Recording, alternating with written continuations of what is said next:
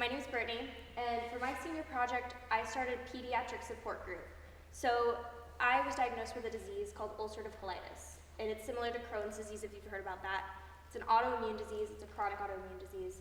Every year, more than 9,000 people are diagnosed with inflammatory bowel disease, or IBD.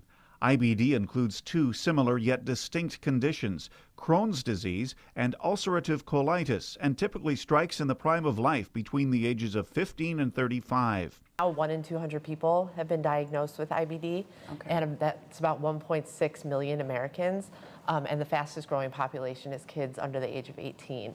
So around 80,000 children are affected by these diseases. Okay, that's a staggering number. It is, it's terrifying, and more every day. One of the main things with Crohn's and colitis is that it's so embarrassing to talk about. I mean, no one wants to talk about those kind of things plaguing your life. No, people don't talk about that.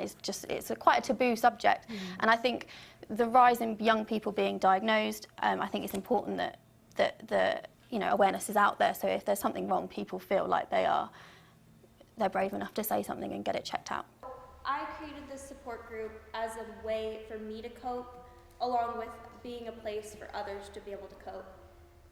One of the most important things that I've found is that this is really a place for everyone to come, because it's hard. It's honestly hard waking up and thinking that for the rest of my life, I'm gonna have to look and plan for my disease, because it's a part of me that I'm gonna have to put with me.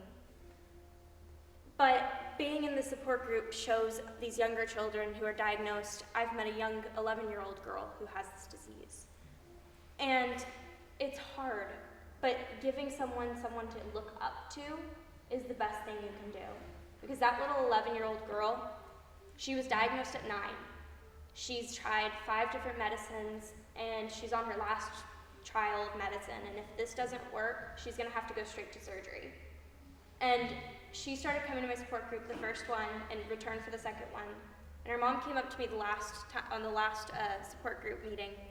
She came up to me and told me that I was such a big role model for her daughter, and that her daughter looked up to me so much. And that's honestly the best thing I could ever ask for, is to be there as a role model for these children.